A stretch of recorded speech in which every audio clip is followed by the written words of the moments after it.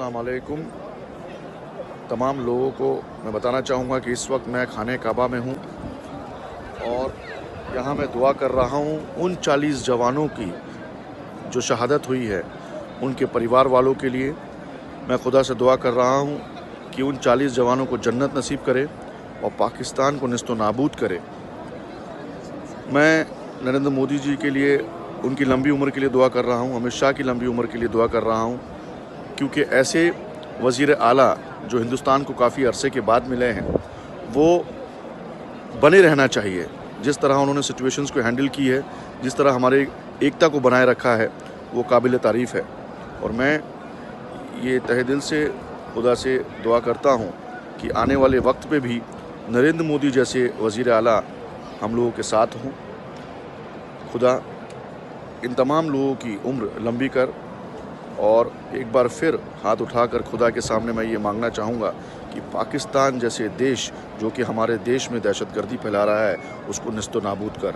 आमीन सुम्मा। अजीज दोस्तों, अस्सलाम वालेकुम, नमस्ते, सत श्री अकाल, गुड आफ्टरनून। प्रोग्राम आरिफ की भाषा में आप सबका स्वागत है।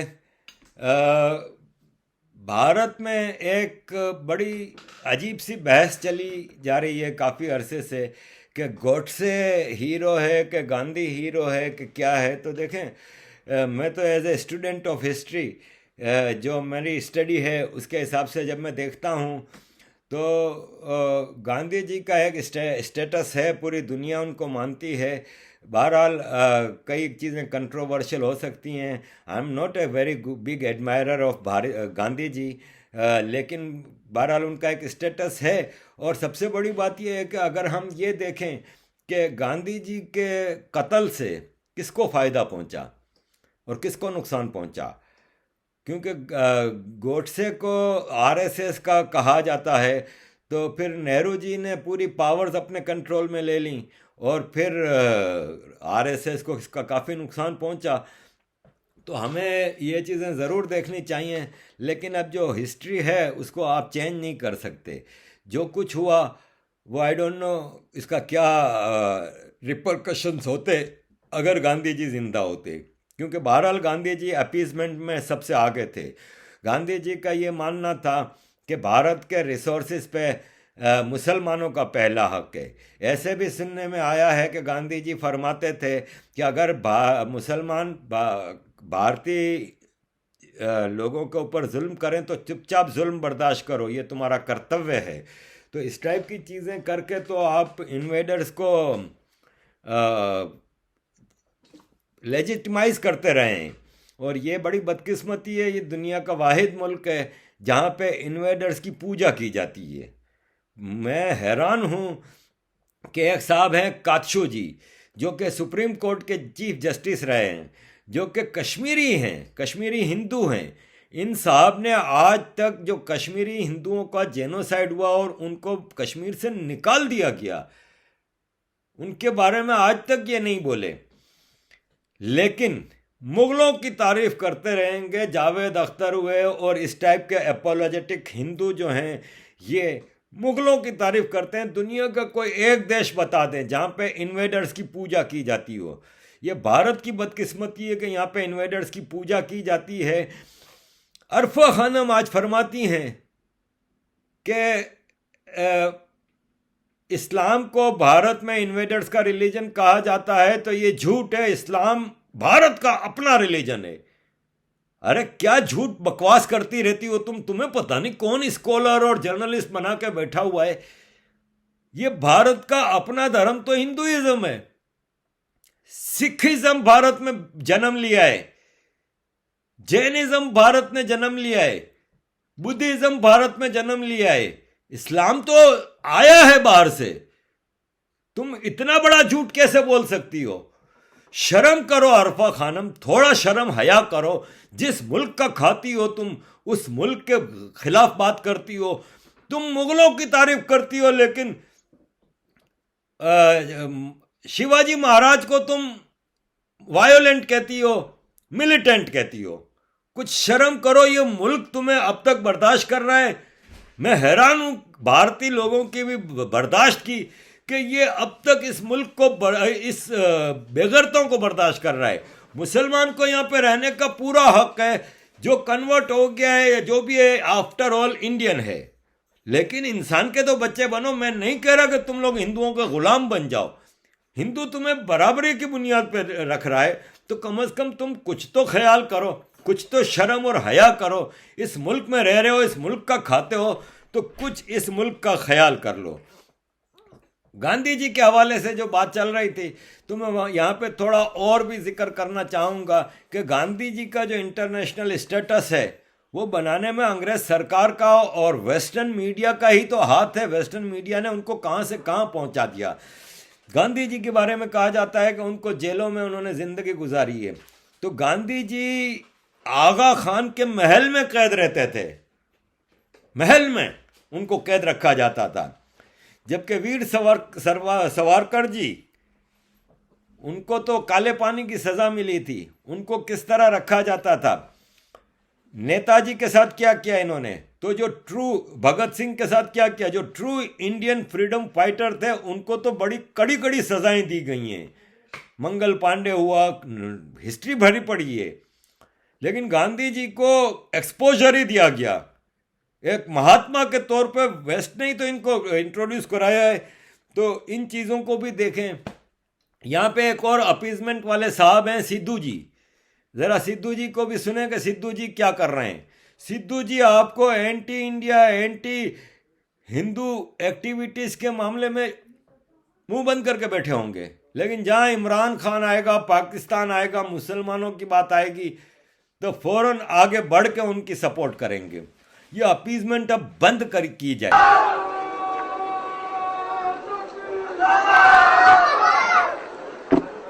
नतमस्तक है नवजोत सिंह सिद्धू अहमदिया जमात के लोगों के आगे। नतमस्तक इसलिए है कि जो इंसान प्रेम की भाषा बोलता है उसके आगे सर झुका देना चाहिए। जो इंसान आपसी भाईचारे की भाषा बोलता है उसके आगे सर झुका देना चाहिए।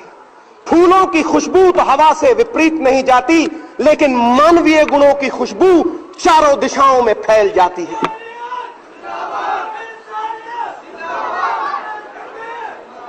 आज फैल गई है खुशबू हवाओं में उन मानवीय कर्मों की, मिर्जा गुलाम अहमद साहब के कर्मों की, जिन्होंने इस दुनिया में प्यार बांटा है,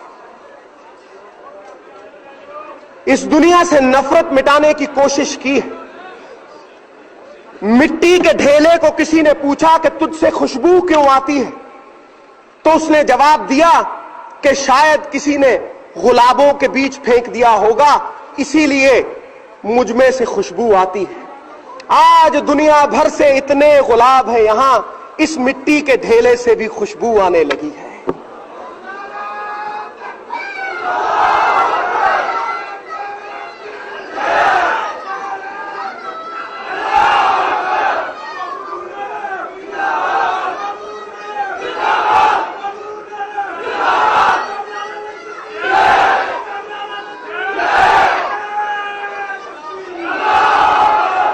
खुशगवार है नवजोत सिंह सिद्धू के इतना मान सम्मान मिला, ऐसे अहम लोगों में बैठने का मौका मिला। शुरू करूंगा बाबा नानक की एक गाथा से, एक कहानी से, जो धर्म का मतलब बड़े स्पष्ट शब्दों में समझा देती है। बाबा नानक सिद्धू भाई को जरा समझना होगा कि कभी खालिस्तानियों के खिलाफ भी बात कर लिया करो। अभी लंदन में 10,000 पाउंड जुर्माना हुआ इन खालिस्तानियों को, जो भारत के फार्मर्स के नाम पे मुजाहरा कर रहे थे लंदन में, जहाँ पे इजाज़त नहीं थी।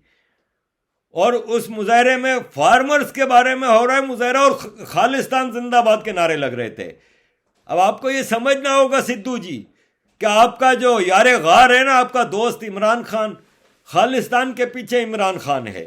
ये आपके समझने की चीज़ें हैं सिद्धू जी, वरना इस भारत देश में गद्दारों की कमी नहीं है। अब्दुल्ला खानदान नंगा खानदान है। यही अब्दुल्ला खानदान है जो कश्मीर पे लूट मार करता रहा है। बड़े बड़े स्कैम आए हैं सामने। अब जम्मू हाई कोर्ट निकाल रही है वो स्कैम जब ये मुफ्ती खानदान और अब्दुल्ला खानदान कश्मीर पे रूल कर रहे थे, लूट मार थी, जमीनें बांटे रहे थे, इनके बच्चे भी वही यूरोप में पढ़ रहे हैं, अय्याशियां इनकी टॉप पे। आज इनकी गद्दारी का आलम देखेंगे, जरा इनके स्क्रू टाइट किए गए और कश्मीर में डेवलपमेंट शुरू की गई है तो चाइना कर रहे हैं। तो मैं कहता हूं कि अरफा खानम को, फारूक अब्दुल्ला को, महबूबा मुफ्ती को, इनकी औलादों को जरा चाइना के कंसंट्रेशन कैंपों में भेजा जाए तो इनको अंदाजा हो कि चाइना कितना जालिम दरिंदा है। ये चाइना को अपना खुदा मान रहे हैं। फारूक अब्दुल्ला कहता है कि एब्रोगेशन ऑफ आर्टिकल 370 चाइना की मदद से हम हटाएंगे। तो बेटा चाइना में इतनी टप्पड़ नहीं है, अब चाइना की औकात नहीं है। भारत के डिफेंस इस वक्त हाथ में है मोदी सरकार के। मैं भक्त नहीं हूं, लेकिन हकीकत आपके सामने है कि मोदी सरकार इस तेजी से अपनी सेना को और अपने डिफेंस को स्ट्रांग कर रही है कि चाइना के तोते उड़ गए हैं। दुनिया की major powers Europe, America, Japan, Australia, Philippine, Singapore जो रीजनल पावर्स हैं, उन सब के साथ भारत ने टॉप के एग्रीमेंट्स किए हुए हैं। एक दूसरे के बेसिस को यूज करने के लिए हालत जंग में चाइना की मैया मर गई है। ऐसे ऐसे मिसाइल इतने सारे एक साथ टेस्ट हो रहे हैं कि चाइना की मत मारी गई है। वो कह रहा है कि ये भारत कर क्या रहा है, और भारत किसी को डरा नहीं रहा। भारत अपने डिफेंस को मजबूत कर रहा है और ये डिफेंस मजबूत होगा। भारत के लिए एक अटूट भारत बन चुका है ये, इसको कोई छेड़ नहीं सकता। अगर भारत कमजोर होता ना तो वो लद्दाख में जो चाइना ने ट्रेलर दिखाया था ना, इसके बाद चाइना हमला करता और भारत को घसीटता। लेकिन चाइना ने देख लिया, इसलिए वो बख्शू पाकिस्तान के जरिए पंगेबाजियां कर रहा है। चाइना में इतनी हिम्मत नहीं है।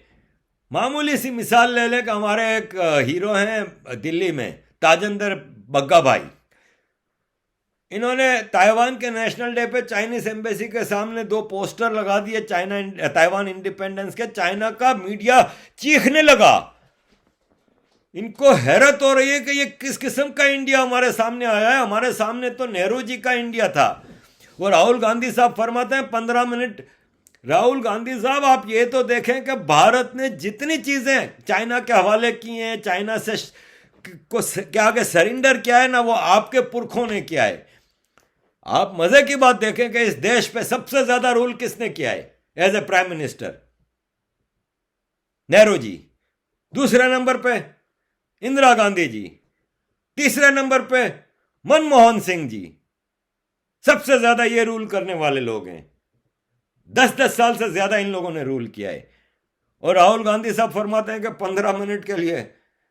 अब मैं क्या बोलूं राहुल गांधी साहब, आपको भी थोड़ा ख्याल करना चाहिए। ये आपका देश है आखिर को।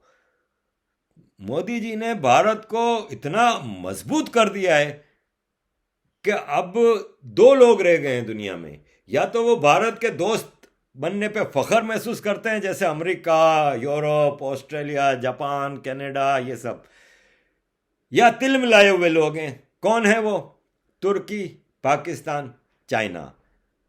तो भारत बहुत मजबूत है, भारत बहुत स्ट्रांग जा रहा है। और मैं भारतीयों को मुबारकबाद देता हूं कि आपका देश नई बुलंदियों को छू रहा है। और ये खाली आपके लिए नहीं है, ये रीजन की तमाम ओप्रेस्ड नेशंस के लिए बड़ा स्ट्रांग मैसेज है कि हमारा मातर देश स्ट्रांग हो रहा है। थैंक यू वेरी मच अजीज दोस्तों for listening to me. Keep supporting me. जय हिंद, भारत माता की जय। Thank you.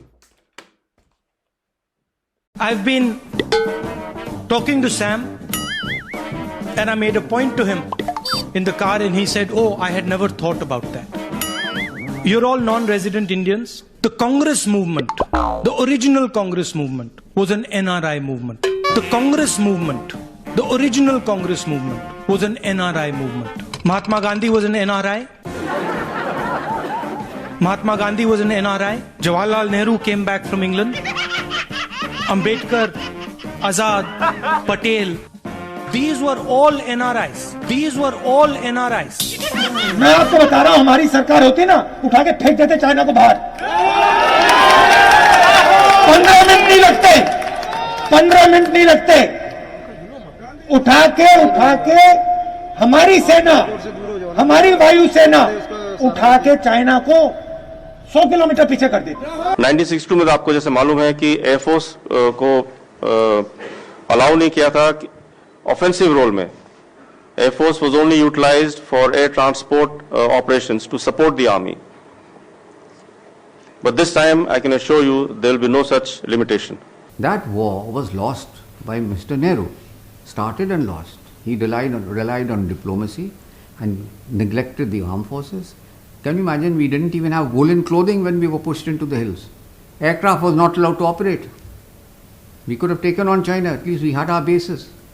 So he messed up the whole thing and we paid a heavy price बार-बार for it. नए-नए कागजात बनाने का हमारा पूरा जीवन मैं कागज कह बनाने रही में हूँ वैसे ही बीत रहा है। 2010 में जब एनपीआर हुआ तब स्वरा भास्कर को दिक्कत नहीं हुई। 15 साल से एक्टिविज्म कर रही है, तब स्वरा भास्कर नहीं, सड़कों मैं पर नहीं 15 साल से दिखाई एक्टिविज्म नहीं दी। करी, मैं आपने 2010 बोला में ना, 15 साल की थी। आपने ये बात बोली है कि मैं 15 साल की मैम उम्र से देखिए। एक्टिविज्म कर रही हूँ। मैम देखिए, दिक्कत ये है कि 10 साल बाद जब दोबारा एनपीआर मैम। हो रहा है, मैम। वो इसलिए दिक्कत दे रहा है क्योंकि वो मोदी सरकार की रजीम में हो जी रहा नहीं है। मैम, दिक्कत ये है एनपीआर नेशनल पॉपुलेशन रजिस्टर है। मैम देखिए, दिक्कत ये है कि एनपीआर जो है वो ऐसे हवा में थोड़ी ना एनपीआर की बात शुरू हो गई। बात कैसे शुरू हुई, मैं वही आपको कह रही हूँ। शुरुआत होती है गृह मंत्री NPR is a regular process. Would you like me to answer your question or you want to just keep talking? नहीं, मैं सिर्फ आपको समझा रही हूँ। नहीं समझाइए मत आप मुझे, मैं पढ़ एनआरसी रही हूँ। एनपीआर मत कीजिए ना। आप मुझे मत एनपीआर समझाइए। डिफरेंट है, आप मेरा जवाब सुन एनआरसी लीजिए मैम। डिफरेंट है, मैम सीएए डिफरेंट है। मैम आप बिना संदर्भ के ना, ये बहुत बेहतरीन तरीके से हम जो है चीजों को भटकाते हैं और फॉल्स इक्विवेलेंसेस, जिसका मुझे हिंदी एग्जैक्टली नहीं पता है, लेकिन झूठी बराबरियां करते हैं। ये पूरा जो डिबेट है इसे बिना संदर्भ के आप नहीं देख सकते। मैंने बार बार आपको कहा है, संदर्भ क्या है? पहला संदर्भ, लोकसभा इलेक्शन में गृह मंत्री साहब के बार बार उत्तेजित और विभाजित करने वाले बयान देना सीए को लेकर। दूसरा संदर्भ क्या है? एनआरसी। असम में एनआरसी जो इतनी बुरी तरह से असफल रहा कि 19 लाख लोग जो भारत के नागरिक थे वो छूट गए बाहर, जिनमें से ज्यादातर हिंदू थे। मैं सिर्फ ये इसलिए कह रही हूं क्योंकि बार बार धर्म की बात ये सरकार करती है। तीसरा संदर्भ ये कि एनआरसी में इतने डरावने प्रोविजंस हैं जिससे आम नागरिक जो है, और ये सिर्फ किसी कम्युनिटी की बात नहीं है, एनआरसी के ड्राफ्ट कहाँ है? एक मिनट, एनआरसी का ड्राफ्ट कहाँ है? हर आम गरीब मुझे नागरिक ड्राफ्ट जिसके पास बता उनके दीजिए ना। कागजात नहीं है, ड्राफ्ट उनको कहाँ दिक्कत है होने एनआरसी वाली है। का? कहाँ है एनआरसी अरे का सरकार ड्राफ्ट? से पूछे मैम, मुझसे काहे पूछ रही हैं? आप बता रही हैं कि डरावने प्रोविजन सरकार है। बात क्यों नहीं? आप कह रही हैं, किसने? Hear me out. मैम, मेरा सवाल सुनिए। 1 सेकंड, नो मैम। आप जिसका जन्म नहीं हुआ उसका मुंडन करवा रही हैं। जवाबदेही मेरी एनआरसी कहाँ है? नहीं, जवाबदेही मेरी नहीं है मैम, जवाबदेही सरकार की है, क्योंकि ये बात हम नहीं लाए यहाँ आप पे। सुनिए, आपने ये कहा बात कि हम नहीं लाए एनआरसी यहाँ पे। में इतने डरावने प्रोविजन हैं, हाँ। तो मैं कह रही हूँ कि आप ड्राफ्ट असम- दीजिए ना। असम- मैं इस डिबेट को यहीं खत्म कर दूंगी। एनआरसी का ड्राफ्ट स्वरा भास्कर के पास है, जीशान असम- आपके पास है, असम सिग्मान चौधरी आपके हमारा पास है। काम नहीं है मैम। आप मुझे ड्राफ्ट दे दीजिए, एक मिनट, एनपीआर हमारा के सवाल काम दे नहीं है। दीजिए, मैं डिबेट मैम, यहीं खत्म कर दूंगी। मैं सरकार में नहीं हूँ, मैं डिबेट मैं यहीं एक खत्म नागरिक कर हूँ। दूंगी। मेरा काम है इस देश के कानून का पालन करना और टैक्स भरना। मेरा काम ड्राफ्ट बनाना तो नहीं आप है। हवाई एक बातें मिनट, क्यों कर रही मैं हैं? हवाई बातें नहीं कर रही हूँ। नहीं, तो आप भड़काएंगी लोगों को। हवाई बातें नहीं कर रही हूँ मैम। एनआरसी का एक आप उदाहरण भड़काएंगी मैम, एनआरसी का एक आप उदाहरण। वोट देने जाएंगी, कागज दिखाएंगी और नारे NRC लगवाएंगी कि हम कागज मुझे नहीं अपने दिखाएंगे। पिताजी और दादाजी और उनके दादाजी के कागज नहीं दिखाने होते हैं मैम वोट देने के लिए, ठीक है? आप ऐसे घुमाइए मत बातों को। नहीं, मैं कोई घुमा नहीं रही हूँ। नहीं मैम, मैं बहुत सीरियस लेवल मैम, पर आपसे डिस्कशन मैम, कर रही हूँ। नहीं, ये discussion you not letting me speak first of all. Of course do. No, आप बोल रही हैं कि हम लोग हवा में बात कर रहे हैं। कैसी हवा में मैम? जब असम में NRC पूरा के ड्राफ्ट 10 साल तक एनआरसी का पूरा प्रोसेस असम में चला असम है का मैम। सीए से कोई लेना उसका- देना नहीं है, एनआरसी से लेना कैसी देना है। बातें कर रहे हो? असम का कोई सीए से लेना देना नहीं है। सीए से कोई तो वास्ता फालतू नहीं है में असम का। प्रोटेस्ट चल रहे हैं असम में। आपने एक्ट पढ़ा है स्वरा? सीए का लेना देना पूरे देश से है मैम। आपने एक्ट पढ़ा है स्वरा? मैं बार बार कह रही हूँ आपको, सीए आपने एक्ट पढ़ा है स्वरा? मैं आपके लिए एक्ट लेकर आई हूँ। मैंने रेलेवेंट सेक्शंस पढ़े हैं। मैं आपके लिए एक्ट लेकर आई हूँ, मुझे यकीन था आपने एक्ट नहीं पढ़ा होगा। आप मुझे ये बताइए, मैं act लेकर आई हूँ आपके डाउटफुल लिए। सिटीजन्स का जो लिस्ट है उसको लेकर आपकी क्या राय है? जो लोग डिटेंशन सेंटर में मरे हैं, जिनके पास कागजात थे, उनको लेकर आपकी क्या राय है? जो 15 या इस एक्ट को पढ़िए स्वरा, जो 19 इस एक्ट को पढ़िए स्वरा, इसमें मुसलमानों का कोई जिक्र नहीं है। आप मुसलमानों को भड़का रही हैं। इस एक्ट में माइनॉरिटीज का हिंदुस्तान के कोई जिक्र नहीं है। देखिए मैम, इस एक्ट को पढ़ लीजिए, रट लीजिए। इसमें किसी भी माइनॉरिटी का हिंदुस्तान की जिक्र नहीं है। नहीं मैम, आप पढ़िए इस एक्ट को। देखिए मैम, और एनआरसी का, रूबिका जी। सीएए का, असम के एनआरसी से कोई वास्ता नहीं। मुझे रूबिका पता जी। है, मुझे पता है रूबिका आप नहीं जी। पढ़ेंगी। मैं- आप पढ़ेंगी तो मैंने आपका झूठ सामने आ रूबिका जाएगा। जी, आप नहीं मैंने पढ़ेंगी एक्ट- इसे। मैंने रेलेवेंट चीजें पढ़ी हुई हैं, पहली बात। मैं पढ़ने लेकर दूसरी आई हूँ, बात, पढ़िए ना। रूबिका जी, आपको जितना भी गैलरी को प्ले करना है, आपकी फेवरिंग ऑडियंस है, हम उत्तर प्रदेश में, मुझे कोई दिक्कत नहीं है। अब आपको ऑडियंस, अब ये ऑडियंस जो है ये राइट विंगर हो गई। आप जितनी तालियां बजवाना चाहती हैं, अब